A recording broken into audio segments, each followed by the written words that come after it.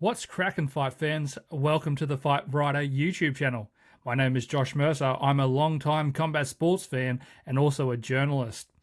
There have been some delays in me getting this channel up and running because life does get in the way. The last few weeks have been pretty rough on my family and I, especially when one of our beloved greyhounds we had to say goodbye to due to him having bone cancer, and also I got a wisdom tooth a wisdom tooth pulled out, and that has taken forever to heal. So sorry, that's probably not the best way to start a video, especially the first video on my YouTube channel, but that's all right.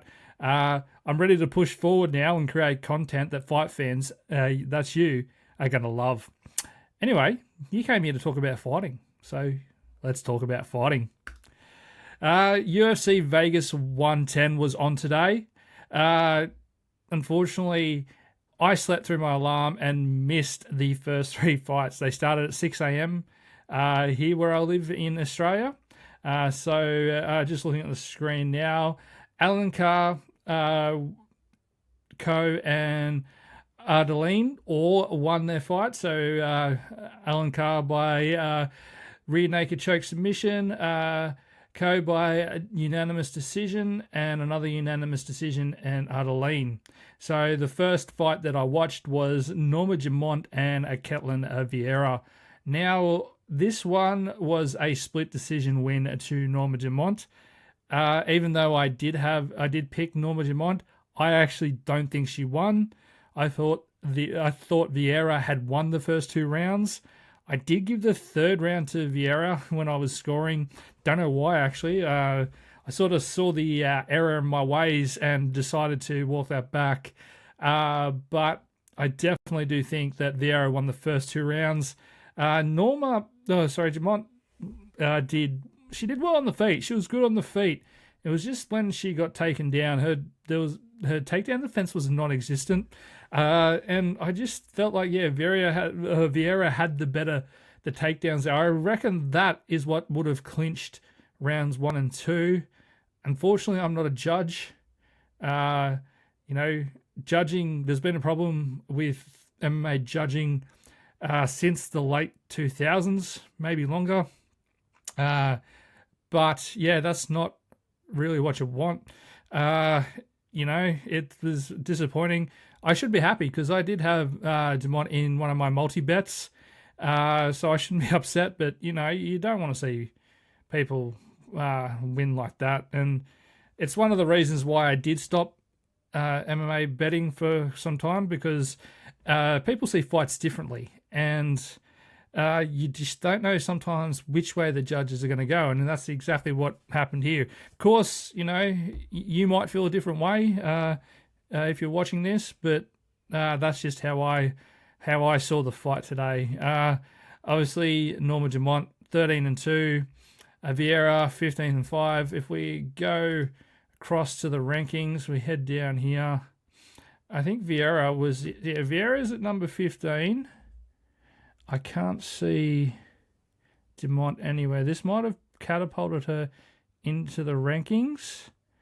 So we will just wait and see how this all plays out. So it's very interesting here, I reckon. But yeah, I don't know. I just don't think Jamont won. But, anyway, that's what happened. Split decision win for Norma Jamont. Moving on to the next fight, Dante Johnson and Cedricus Dumas. Apologies if I butchered your name, Dumas. But this was a good fight. I had picked Johnson to win this. Dumas, he was impressive early, actually. It was quite interesting to see him with the takedown early, use a bit of wrestling.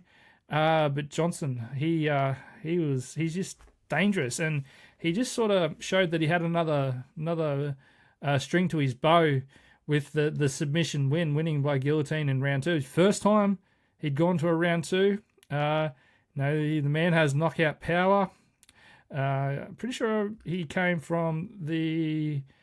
We'll just go to his record from everyone's favorite job interview, the Contender Series. Yep. sort of one thing I love about the good old Tapology website. It gives you the cancelled bouts as well. So Contender Series onto cancelled bout Nick Klein, and then Damascus. Yeah, so it's very interesting to look at that. But he was very good. I like the guillotine choke, and obviously he went for the takedowns himself. So that was really interesting there as well. Yeah, Demas, I saw something. Someone said something interesting on Twitter or X or whatever you like to call it these days.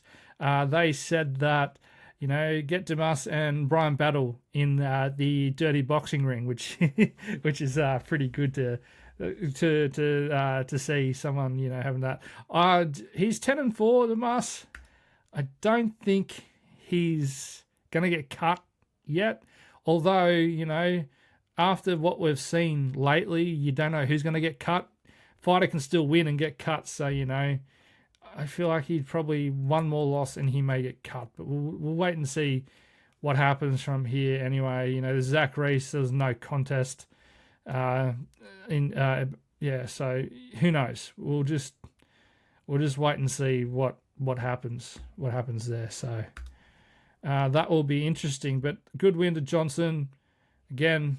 Another string to his bow with the submission, guillotine submission win there. So the middleweight division is looking pretty good there.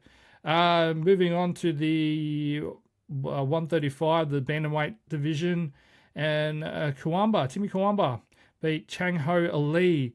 Now this was an interesting fight because in the first round, Lee was just like a backpack on Kawamba.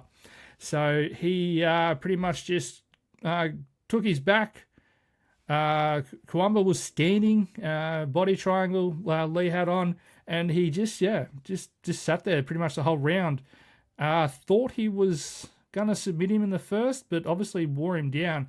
And Kawamba came back and just did what he had to do to win. And it was really good. He mixed it up a little bit, but Kawamba looked good on the feet. Lee was tired and couldn't stop the takedown when Kawamba went for the takedown, but he also just couldn't stand up to Kawamba's stand-up as well. So it's a good win there. Kawamba is now 10-3. Lee is now 11-1. So the bantamweight division is one of my favourite divisions. I think it's an exciting division to watch. So we will keep an eye on what happens here. So, but that was a good fight, and I was really impressed with Kawamba, the way he was able to not let Lee, wrestle him. I get that Lee was tired too, but Kawamba was just able to. He weathered that first round and was able to come back and win the rounds 2 and 3. So that was awesome. Okay, so moving on to the light heavyweight division, and Billy Elakana and Kevin Christian.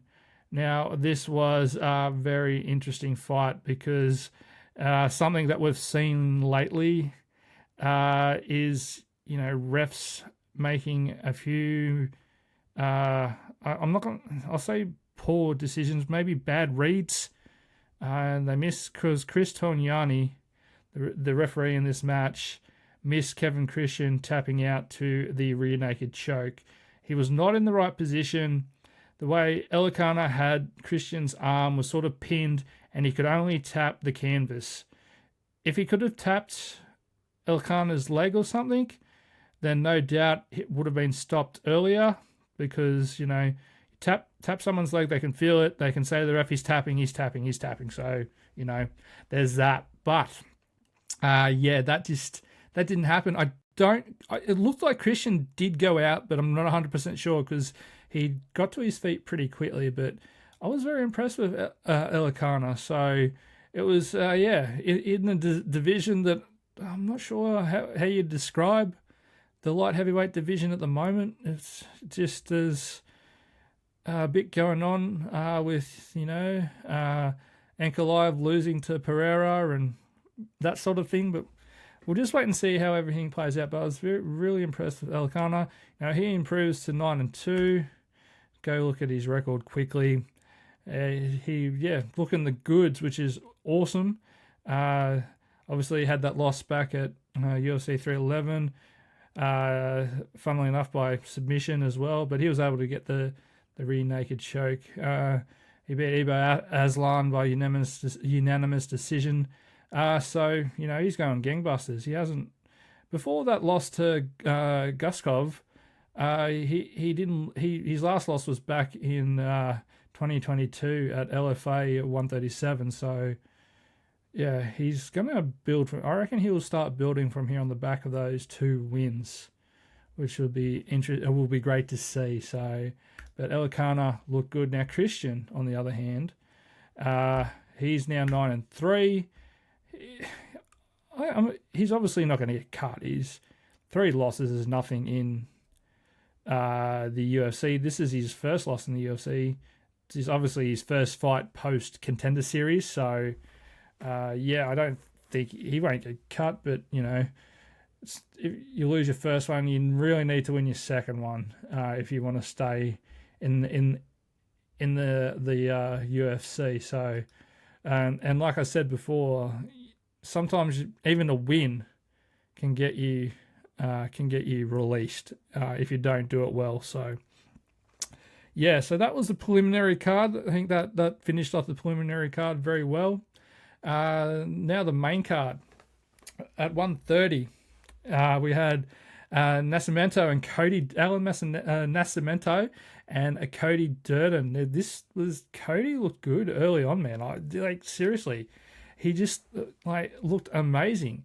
And it didn't look like Nascimento was going to win. And then out of nowhere, he just pulls it out. And I didn't think he had the Anaconda choke. Now, the Anaconda choke is one of my favorites. When I did jiu-jitsu, I remember watching Big Nog, Nogueira, and Pride when he pulled off the first Anaconda choke. I think it was on Heath Herring, it might have been. Back in the day, the good old days. But yeah, the Anaconda choke's been one of my favorites. So I just cheer when it gets pulled off in a fight. So yeah, it was good to see. I think it was. I think he stung Durden with an elbow, which sort of knocked him off balance, and then he was able to lock in the choke. I might be wrong there too. I'm recording this a bit later in the day. Of after the fight, so it's been but it's been a great. They were good fights. I really enjoyed them. So this was a good win, and we'll see what happens from here. 22-6 Nascimento, Cody Durden 17-9-1. So it's interesting to see where he goes because the guy's got good stand up. I don't know if he loses focus or something happens, but it wasn't to be for poor old Cody Durden on this day. The next fight. Oh, yeah. Loved this fight. This was a good fight. And Charles Radke, the man known as Chuck Buffalo. What a nickname that is. I love it. Love Chuck Buffalo. Big fan. This is the welterweight division. Defeated Daniel Frunza. Sorry if I'm butchering the names. I am doing my best to learn them. So, but submission rear naked choke in round 3. It's usually harder to get submissions later in the rounds when everyone's all sweaty and that sort of thing. But Chuck Buffalo just looked good. He looked really good. I was impressed with him. He did really well. He's had a few losses. 11-5. He lost to Mallet. He had a couple of back-to-back losses. That was grappling, of course. But you also had Prates that lost there, Mike Mallet as well. But this win got Chuck Buffalo back on track, so that was good to see.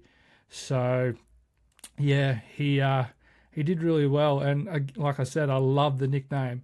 And if he keeps fighting like this, I think he can start making a mark in the welterweight division. So I think that's going to be good. Frunza. Obviously, he is 9-4 now. Again, I know I've been talking about getting released and that sort of thing. It might be these back-to-back losses in the UFC now. The first one against Reece McKee obviously was a doctor stoppage, so that's up to the doctor. Not much you can do about that, really, is there? But this loss against Radke will sort of, not bode well. And he came out of the Contender Series, so back-to-back losses isn't great. He'll need to win the next one if he wants to stick around. So yeah, he'll need to pick up his game there, old Daniel Franza.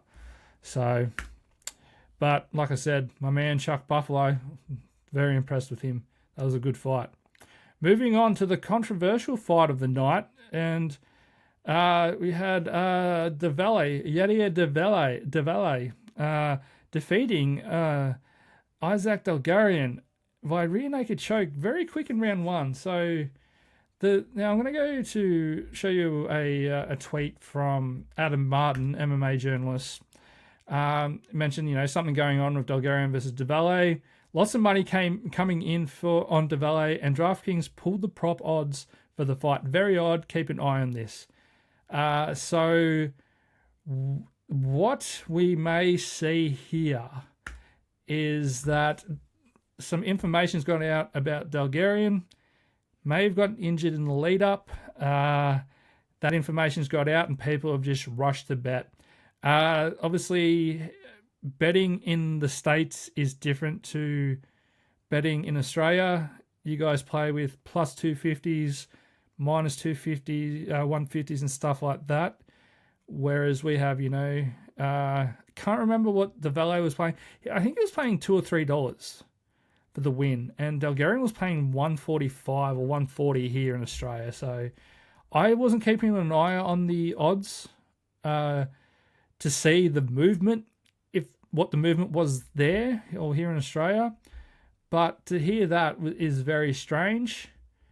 If we go over here to this one, people saying, you had leading sportsbooks like Caesars and William Hill refunded bets on him. So, Bulgarians Plus Association banned coach James Krause. Of course, for those that don't know, James Krause, former MMA coach, was banned due to a betting scandal himself. So this has intensified the scrutiny there, though, we haven't heard from the UFC yet. And there's no investigations confirmed, but, people are calling on X or Twitter or whatever you want to call it, the FBI notified the UFC of the abnormal action live movement, going else to put the fight. I don't know if this is true. That's very interesting to see. They chose to continue from oversearching Necklace and fixing a fight. Don't know how true that one is, but anyway. And go down to our man, the MMA guru. If you're listening, Guru, shout out to you, brother. Anyway, the betting companies are going wild right now. Something must have been leaked from Delgarian's camp. Just a heads up, folks. So we'll see how this plays out from here. I'm interested to watch it. Obviously, we had the betting scandal in the NBA last week. Don't think this is going to give MMA a black eye. It's not a good look, though. But we'll just wait and see how this all plays out. So it's going to be very interesting. But the valet, if that wasn't, like with that bit of information, you think back on it, it does seem a bit sus, but you can't be sure. He does look like a beast, the valet, though. He's 10-0. You don't know what to say here, really, about this win. 2 wins in a row, both rear naked chokes. Like won the unanimous decision on the Contender Series, beat Conor Matthews, now Bulgarian, and we'll just see. He could be a beast, though. Who knows? Look at the man. He's ripped as. So, yeah. But it just doesn't smell right to me. So we'll keep an eye out for this one. See how this plays out. So it'll be interesting because I like these sort of things, and it's good to. I remember when the James Krause stuff happened, I was reading very intently on it because match fixing is I don't know what it is. It's interesting to me to think that you're going to try and fix fights is yeah, I just don't know about it. But yeah, Davale 10-0, Delgarian 7-2, and like I said, he's paying one. I think it was 140 here in Australia. Could be wrong. I can't look back at the moment through Ladbrokes, the betting partner of the UFC. So yeah, but he beat Christian Marshall back in August 23. Then he lost to Christian Rodriguez. I think that was a fight he should have won. So, but yeah, then he beat Brendan Marate, arm triangle, and then yeah, that loss. But anyway, we'll just wait and see how. I know I've said this a few times, but we'll just watch it play out, and we'll go from there. But anyway, that was that featherweight fight. Moving on to Jeremiah Wells and Themba Gorimbo. Now, I missed the first round of this fight, unfortunately, because I had to go feed my other greyhound, Tilly. I nearly forgot her breakfast this morning while watching the fight, so that was nearly a disaster. But anyway, that is all good. She was fed, for those worried. But you're probably not. Anyway, so I missed the first round. From what I gathered when I came back and hearing the commentators talk, Bisping, of course, Daniel Cormier and Brendan Fitzgerald, they all had Gorimbo winning the first round. And then Wells came out and won rounds 2 and 3, a little bit like Kwamba, how he did it. Felt like Gorimbo just sort of hit a wall. And yeah, he was just didn't do well. He was gassed, and I know what being gassed is like. Jesus, I'm so out of shape at the moment, but that's neither here nor there. But Jeremiah Wells looked good in round 2 and 3. Proves he's 3-4-1, of course.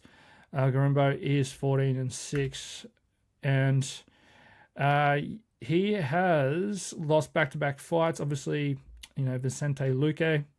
Jeremiah Wells, those back to back, then especially against Luke, is not an easy fight. So yeah, we don't know what happens from here. He lost in his first UFC fight to AJ Fletcher. Then he went on a bit of a winning streak, and then he sort of ran into Luke and sort of gone down from there. So you'd think that one more loss and he may be gone.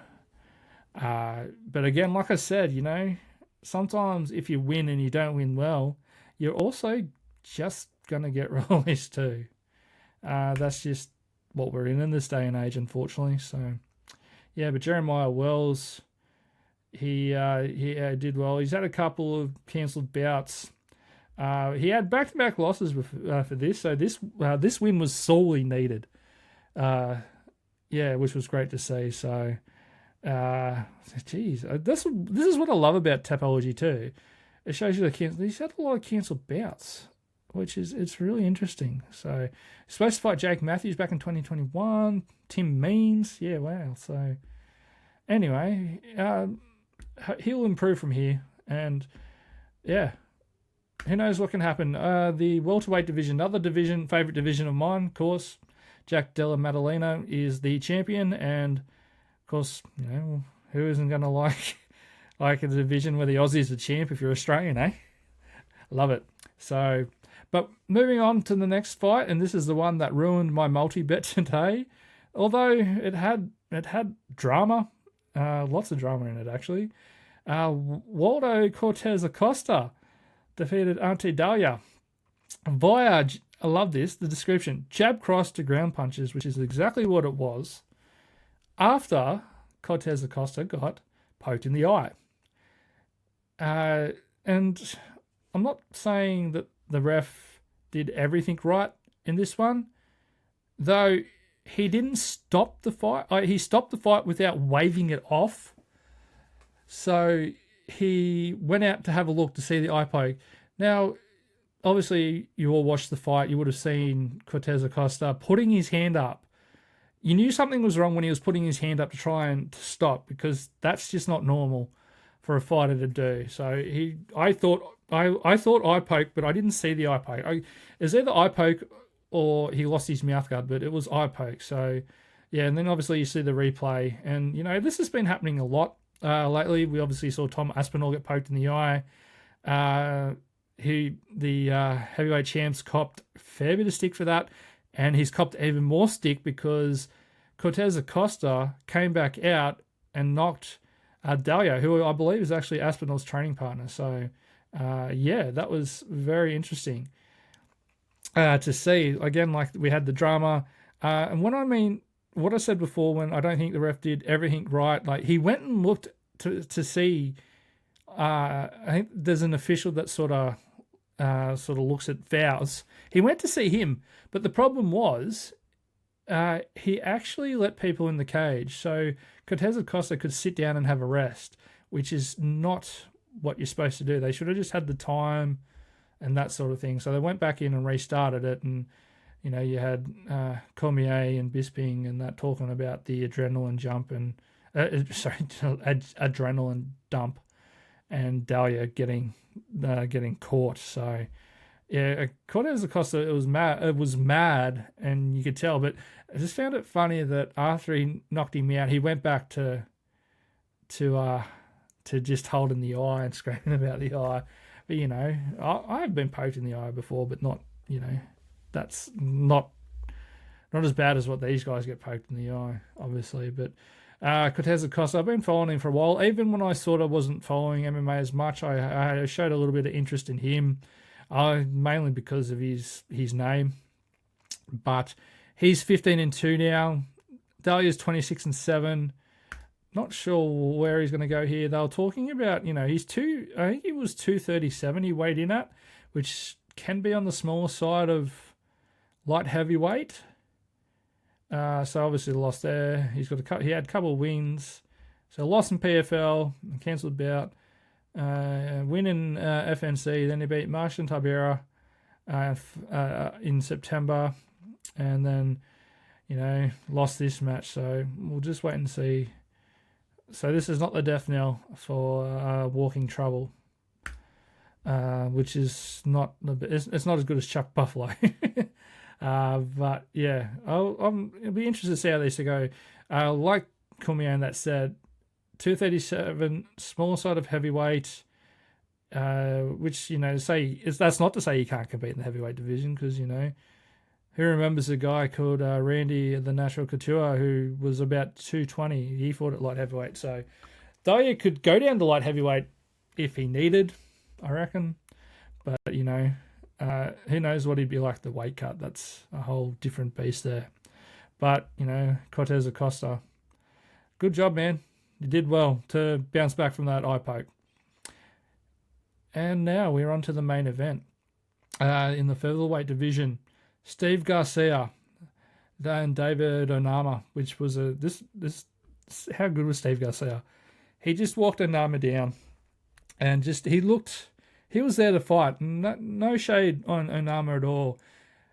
I don't think he was ready for what Garcia was going to bring. He really should have been. I use the term gun shy. He seemed a little bit gun shy, not really ready to pull the trigger, so to speak. But yeah, Garcia, man, sorry I keep saying man, but he really took a chance fighting against someone lower on the rankings. So we go back to the rankings over here, and again, some people take these rankings with a grain of salt. So you may not. I don't swear by these, but yeah, it's just interesting to have a look at all this. But so you go down here, you got Onama at 13, you got Garcia at 12. So what does this do for Garcia besides, keeps him active, which is good. You need to be active. So you got Patricio Pitbull there, you got Gian Silva, Josh Emmett. It's going to be crazy in the coming months when everyone wanting to fight our man Volkanovski. So, yeah, it's Garcia doing what he can, stay active and get where he needs to be, rack up the wins. Didn't agree with what he said about, Volk just doing the cooking and holding the division up, If we go over here, I've got Sherdog rankings over here, and you got Volk just, he was pretty. He was pretty active. I think it was 23. He was pretty active. He had the losses to Islam. He beat Rodriguez in there. Lost to Topuria early 2024. Didn't fight until 25 because he was waiting for that title shot after losing the belt. And of course, Topuria vacated, moved up to lightweight, won that belt. And Volk and Lopez went at it, and Volk was able to win the belt back. So Volk's been selective. I think he's doing that on purpose as he gets older, which I think is smart. A couple of knockouts, not good. Obviously, not good. Having those knockouts. So he's trying to get his longevity in a sport that you can't. Once you start racking a few knockouts, a few knockouts happen to you, that's when things can start going downhill, and many fighters become shadows of themselves. So, yeah, it's interesting to see, but respect to Steve Garcia. Man knows what he wants. He's going after it, and he's staying active. So yeah. So that was it for UFC Vegas 110. Enjoyable fights. Were they great? There was drama, definitely, in Cortez Acosta and Dahlia fight. The Valle Bulgarian, we're going to be hearing more of that one, considering how much the line changed in that fight. So, storylines coming out of this everywhere. And, of course, like I was saying before, I still don't know about Dumont and Vieira. So, keep an eye on that too. And Deontay Johnson just looked very exciting for me. Going to the second round, first time in his career, and not being overawed, and just letting it without it overwhelming him. So yeah, but anyway, tell me what you think. If you hit me up and tell me what you think in the comments. Going to move on to another subject now. This article over here on Jake Mathews, his appeal to the commission in Perth when he's lost at UFC Perth. There was controversy there. This is Damon Martin. Shout out to my man Damon Martin. Big fan of yours. If you're listening, I don't know if you'll ever see this, but I'll probably give you shouts out plenty of times. I've been following you since around the 2000s when you were you're writing back then. So Jake Mathews is not going to get his loss overturned. Filed that appeal. So if you don't remember, Mathews had a guillotine choke on Neil Magny, his opponent at UFC Perth, and the round was coming to an end. Magny's arm looked like it went limp, and Steve Petios, the referee, jumped in and stopped the fight. Of course, once he pulled him apart, saw that Magny was not out. And so confusion reigned, and apparently the buzzer did go, and apparently Petios is like, I didn't stop the fight. We're going to round two. And Mathews, he won round one, won round two, and then gets caught in, I think it was a Brabo choke in round three. Yeah, it says right there, Brabo choke. In round three, and loses. And Magny, he's a welterweight division's Iron Man, and he's just winning when he shouldn't be. Just getting better with age is old Neil Magny. So yeah, but to me, I was ropeable at the time, mainly because I feel like he did stop the fight, Petios, and he's a good referee. He's one of my favorite refs, but I felt like he stopped the fight. And that should have been it. And if Magny didn't like that decision, and plenty of fighters have been stopped when they weren't out before, they could have done, you appeal the loss and you run it back. I don't know what's going to happen here, because I don't think, obviously it hasn't been overturned. So, I don't think the UFC brass will see any point in running this back now, which is a surprise. But anyway, there's been refereeing is under the microscope. We had this, then you had Dan Mergliotta in the Cole Nelson Matt Frivola match, who he stopped the fight in 3 seconds. I know it's 3 seconds, but again, confusion because Nelson thought he won, and it's just Mergliotta said that he heard the buzzer when their clear was 3 seconds to go, which is just, and Big Dan's been a referee for years, but yeah, just there was no buzzer and there was 3 seconds to go, so and obviously we had Tongiani's what happened today, so yeah, I think it was Damon Martin said on his podcast, the Fighter versus Writer with Matt Brown, and no, that's not where I got my name. I called myself the Fight Writer years ago when I started my blog, but Damon Martin was like, I think it's time after the mix-up between Nelson and Frivola that Mergliotta said that he heard the buzzer. Damon Martin said that maybe it's time they go back and do some extra training, or what trying to work out what the commissions are doing to sort of keep these referee skills up. So I think you need to be doing these sort of trainings and I might be out of line here, but I couldn't imagine Perdios not doing any extra training himself, but you rack up experience by doing more fights. But anyway, they go back and do training courses every year. They might already do that, but it doesn't hurt to brush up on your skills. And we all have to do it in our certain jobs that we're in and that sort of thing. So I think that's a good idea by Damon. So yeah, but we'll wait and see. But it's like judging, refereeing is going to be under a microscope moving forward with these mistakes.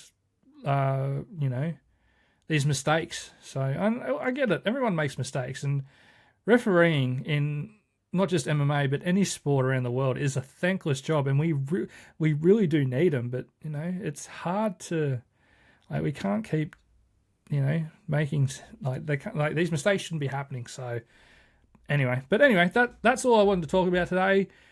This first video on YouTube. So welcome to the channel.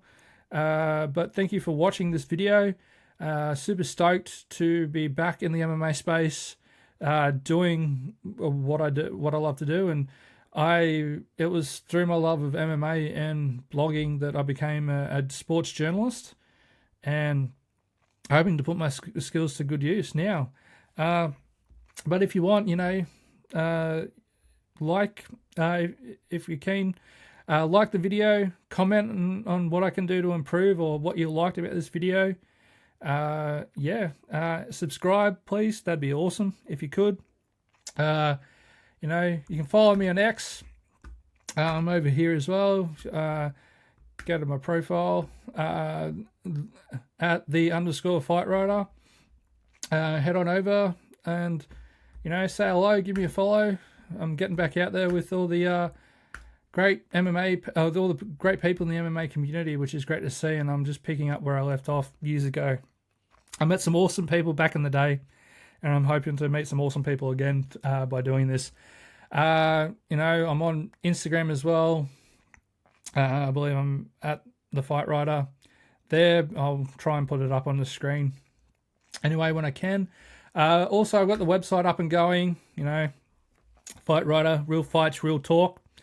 Trying to do everything, a bit of everything. Boxing, MMA, and a bit of pro wrestling. So, yeah. Like I said, I've had a bit of life stuff happening lately, so I haven't been getting out and doing as much content, but now I'm starting to get focused and want to finish the year strong and head into 2026 strong as well, and building some momentum, and not just writing, because I know back in the day I was lucky enough to do some writing and get myself out there. But these days, you really need to be more than be able to do more than just write. You need to, do audio, podcasting, that sort of thing, and video. And, my work is I've been a video journalist, I've been an audio journalist, and I've done a bit of everything now. So I feel like I'm really well rounded. Getting this content out there is something I'm really excited for.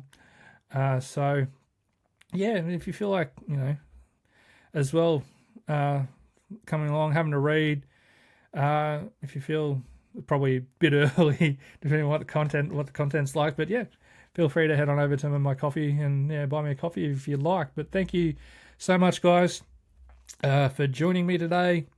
First video done and dusted, and I think it's only going to get better from here. So that's it from me.